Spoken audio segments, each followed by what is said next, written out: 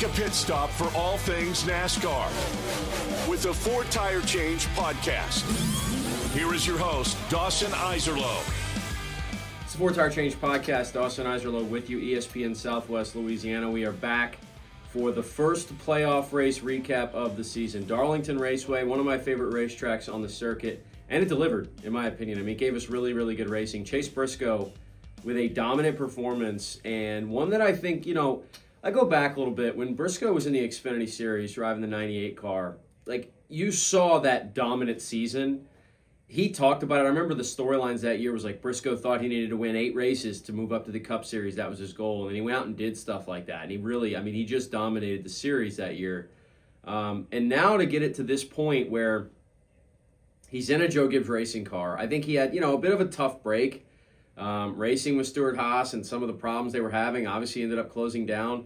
Last year I thought the broadcast did a great job. He gets the win when they already, they're shutting down and everybody's looking for jobs. And, he lands in the best spot he could have landed in the 19 car. He's taken a different approach to that, right? It's been, Martin Truex Jr., who was a veteran driver, did things his way, and now Briscoe's come in. They've kind of got a new life, new energy on that 19 team. He's had a really, really good season. And this is kind of one of those wins where he doesn't just go out and win the race. He doesn't take the lead late on a restart. He dominates the thing, and he had to hold off Chargers. I enjoyed this racing. I was a little bit surprised, that with some of the people who didn't like it as much. I get it. Not everybody's going to love everything, and it was ultimately tough to get past once you got to somebody. Tyler Reddick had a chance, and he just couldn't make the pass in the end. I love that he sent it in the final corner, and I love that he didn't wipe Briscoe out. Those two have kind of gotten into it a couple times. They've had some similar situations, but it's a big moment for, I think, what Briscoe has a chance to do here, and that's kind of put his name into that category. I've been talking about it for a while now. Christopher Bell, William Byron are the two drivers that I think have a chance to really put themselves in that next category, that upper echelon of legitimate, every year they're championship contenders. The way we think about Kyle Larson and Denny Hamlin and Chase Elliott, who's actually fallen off a little bit as far as those expectations are concerned. Maybe Briscoe's a guy who was overlooked in that category. And, maybe Briscoe's about to make that statement. This was a really, really impressive win. And he gets the win, right? So obviously he's locked in the next round of the playoffs. They're going to Worldwide Technology Raceway, which is a really similar track to where Darlington is. Now, I know Darlington's kind of its own animal, so maybe you don't want to compare anything to it, but this is another track that sets up. If they hit speed there, I see that, there's a good chance they're going to have speed at WWT as well. So let's talk about the playoff bubble. Alex Bowman's in a terrible spot, so he's 19 points below the cut line. And if I'm being honest, I don't know if I see him coming back from this, and he's right down there. There's a couple other drivers. You talk about SVG being right above the cut line. Joey Logano's right below it. I think that's going to switch places. I think Logano's going to overtake SVG with another good finish. SVG battled at Darlington, but just ultimately didn't really have the speed and couldn't make up the ground that needed to get a good finish, so he kind of lost his points buffer, right, that we talked about with all those wins he racked up. That's kind of gone now. So it's going to be interesting to see how those two kind of jockey for position. Austin Cindric is the one driver that was, kind of in the mix, but had a little bit of a different, that actually raced a little bit better in the first race that we thought maybe he was going to be on that bubble cut line. And Josh Berry's obviously the other one that's 19 points below alongside Bowman. So those two guys, I don't see it happening. Berry has a shot to win this race. He's been decent at tracks like this, so maybe there's a chance he jumps up and does it. I don't see Bowman doing it, though.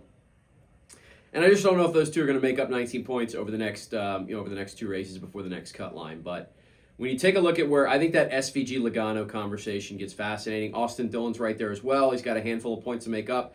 I think Dillon has a shot because, I just think when it's, 19 points is a whole lot more than what Dillon has to go through. He's in the single digits, so I think the biggest thing that Dillon has to contend with now is the other drivers that are trying to bounce their way up, right? And it's a Logano jumping up into the cut line. But SVG coming down could also, make that interesting. You've got a handful of drivers, shout out Bubba Wallace, who gets a great run. He puts himself in a good spot. We know Reddick, Hamlin's in a good spot. Bell's in a good spot. Byron, all those guys should be fine. But that next tier, right? What does it look like for somebody like Chase Elliott? Can you avoid that bad finish? We know anybody who has a really bad run at WWT could kind of flip what they're capable of, and not in a good way. So I think that's going to be a fascinating way to look at where these playoffs are. But hey, it's the first race. You've got time to make it up here in race number 2. As for WWT, I talked about it. I mean, I would look at the same car. I'd look at Briscoe and Tyler Reddick as my first two. I will also ultimately pick Tyler Reddick to win this race. I think Reddick had a weird season, man. I mean, a really weird season where there's been same thing with Reddick. I mean, he's been right on that edge where I would put him in the category of some of these top guys every year, but he just doesn't quite have the consistency yet. He did it from a finish standpoint, didn't do it from a winning races standpoint this year. I know he's super hard on himself about closing some of these deals down, and he just hasn't quite finished the way he wants to. So give me Reddick to get it done at WWT. I expect Briscoe to run well. He's been a qualifying wizard this season. And then past that, who that's on the bubble that's in doubt right now can make a big charge. I would expect Joey Logano to be right there at the end. Knowing who Joey is and the way the playoffs bring the best out of him, I'd expect a really solid finish for him, and I'd expect him to be looking down at the cut line as opposed to looking up at it after this race. So, hey, it's a track that I think's been interesting. I don't know if we're going to get the best racing. I don't really know what to expect. It's a playoff race now, so let's go out there and have some fun. WWT over in St. Louis, it should be a good one. Second race of the playoffs. Keep it locked in here for Tire Change. We'll continue to bring you the updated look at the playoffs as the rest of it goes on. It's ESPN Southwest Louisiana. If you would appreciate a like, comment, and subscribe as well. We'll see you next week.